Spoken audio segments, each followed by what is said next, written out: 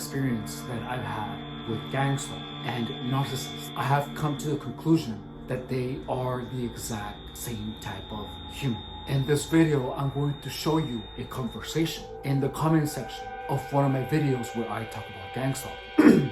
You will see selective acknowledgement, and you will also see how absurd the texts are by these people, where I am called egomaniac when I am just claiming that I am a normal functioning human being. This comment that you see on the screen is by @DidYouEver, and this is what this person said. He said, "The gang stalking theory has too many logical flaws. It's far more likely that the perceived stalking is a misinterpretation of reality. The idea that a large group of people wasting time on an individual without clear motive or evidence is highly improbable." Then I wrote to reply, "You're not wrong. It is highly improbable, but I lived it."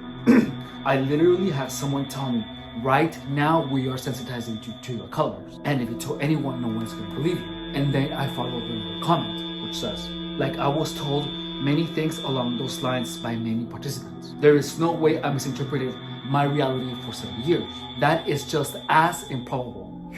Here is where I say, I am a cognitive functional man with no psychiatric problems nor mental issues. And then @DidYouEver goes and puts @ego, implying that I am being egoistic. You see that, right?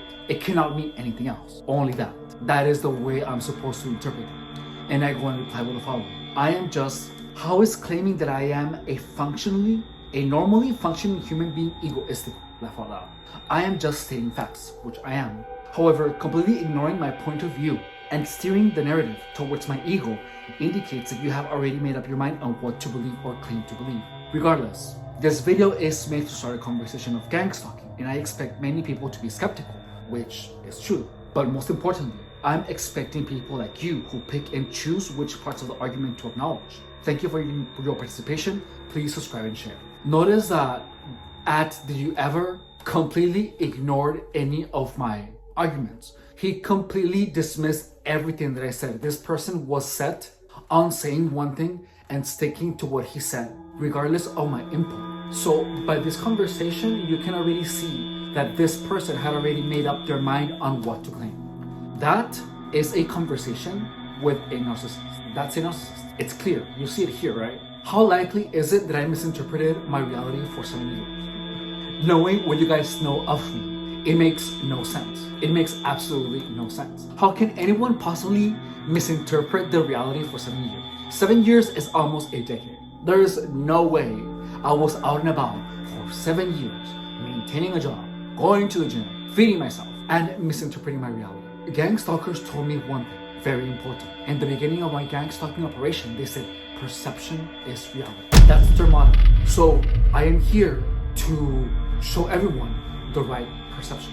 These people know, gang stalkers know that if there is enough of them telling you one thing, your perception can be warped to absolutely anything, including direct energy weapons, including harassment. That is the basis of gang stalking, is that because there's so many of them, they literally have the power to manipulate your perception of reality. It's the same type of people. While we are on this subject, I want to tell you something that was told to me by another narcissist. This was, whatever you do is going to come back at you.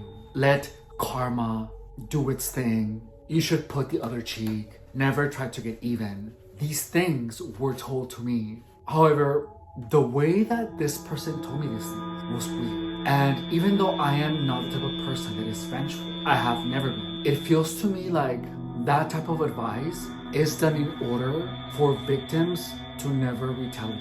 My mom always taught me to stand up for myself. And the thing about gang stalking is that whenever you try to stand for yourself, but you are surrounded by many of these types of people, it gets incredibly difficult because perception is reality, and your perceptions are something that you have to cherish and you have to defend at all costs, especially the perceptions of yourself. It was because of my lack of understanding of perception that for the longest time I allowed these types of people to infiltrate into my life, and I paid a very high price for it. If you're watching this video, please take care of yourself first and foremost, and anyone that is trying to impose a negative perception of yourself to yourself, get rid of those people immediately, because those people are nothing but problematic and destructive. Subscribe if you haven't. In this channel, I dispel the myths of gang stuff.